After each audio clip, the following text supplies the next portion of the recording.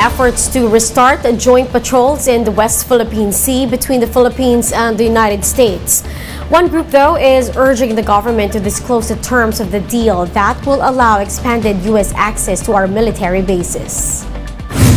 The Quezon City government is targeting to finish a portion of the Pambansang Pabahay project in Batasan by the end of the year. The local government is now in the process of vetting the beneficiaries for the housing project. And in sports, volleyball action continues as the PVL All-Filipino Conference kicks off. Let's find out which teams drew first blood.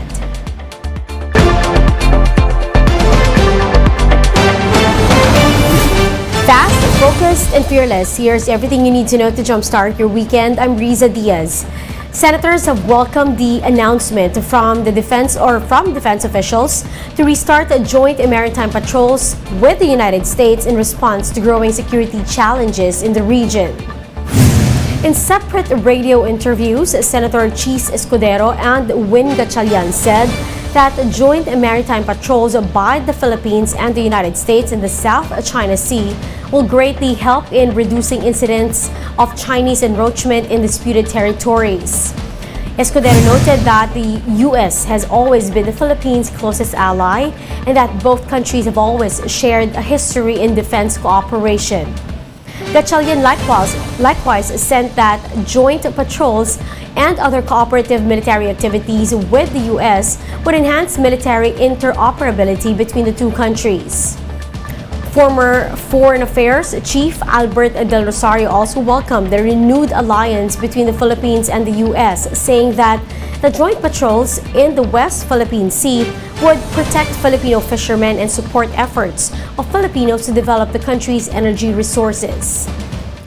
Meanwhile, the Bagong Alyansang Makabayan or Bayan urged the government to disclose the terms of use for the 9 sites that would be used by the U.S. military under EDCA. Reyes warned that there would be no joint control under EDCA, noting that the same privileges are also given to private military contractors tapped by the U.S. military. The COMELEC says it will pilot test mall voting for the upcoming barangay and Sangguniang Kabataan elections. Speaking on the Chiefs, COMELEC spokesperson Rex Laudianco expressed confidence that mall voting will work and will be a convenient option for voters living near these establishments. Laudianco also cited the success of voter registrations conducted in malls.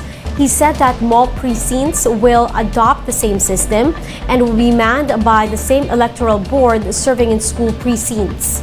The barangay and SK elections were supposed to be held in December 2022 but have been moved to October this year. Ang tinitignan po natin dyan, dapat hindi na namamasahe o nagko-commute yung kababayan natin boboto. Practically, it's a walking distance dapat. So, primarily, pag naituloy po namin ang pilot testing, yung barangays po sa paligid ng malls ang magbe-benefit dito. We'll be back with more stories after the break. Keep it here on One News.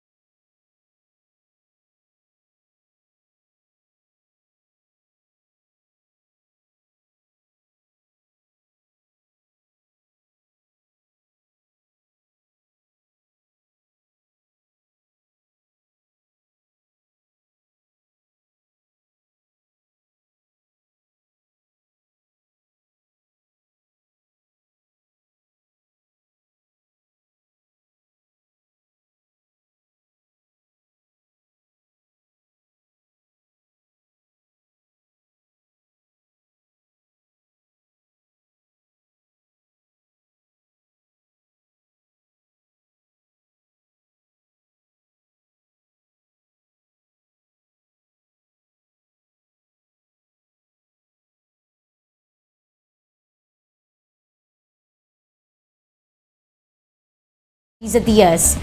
Some jeepney drivers and operators are still split on upgrading as the deadline for the PUV modernization program nears. Jenna De La Peña with the details.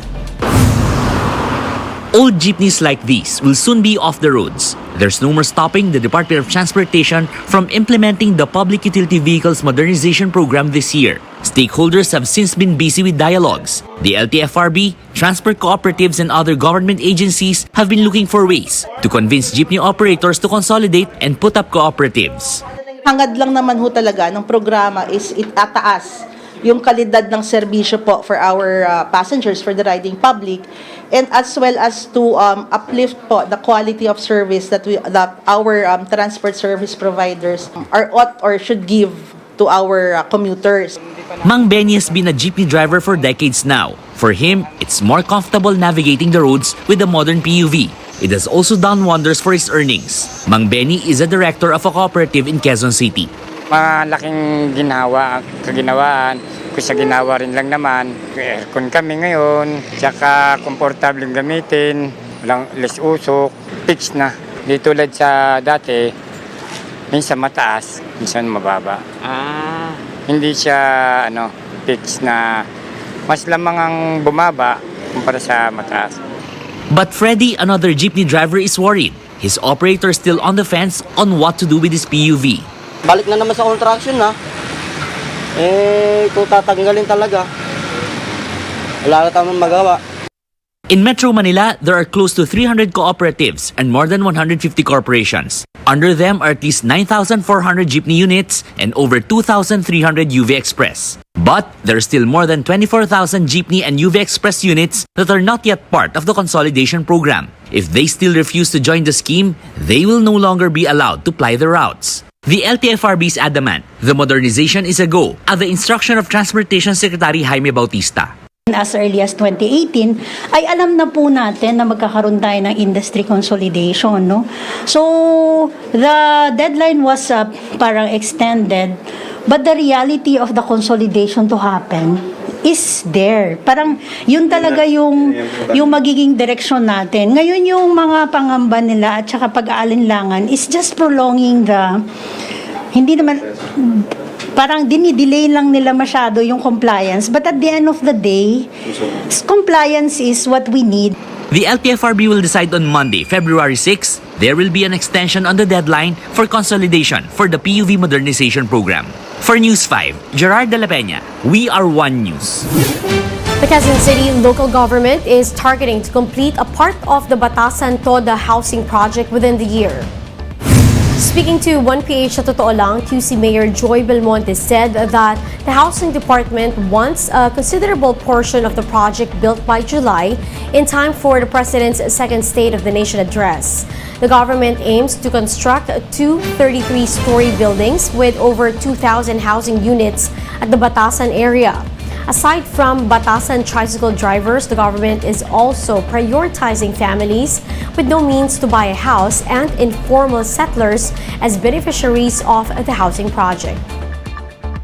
Tuloy-tuloy lang po tayong nag-accept ng mga applicants ng mga programang pabahay natin, no? Kasi marami po tayong mga programang pabahay. It is important na yung mabibigyan natin ng priority ay ang mga taong wala talagang tahanan, no? Whether here in Quezon City or in the province. Yung talagang homeless, no? Sila yung number one priority natin.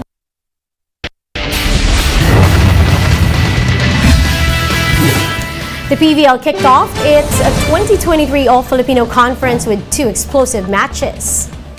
In the first match of the season, the Choco Mucho Flying Titans showed off their new system in dominating fashion as they swept the Akari Chargers.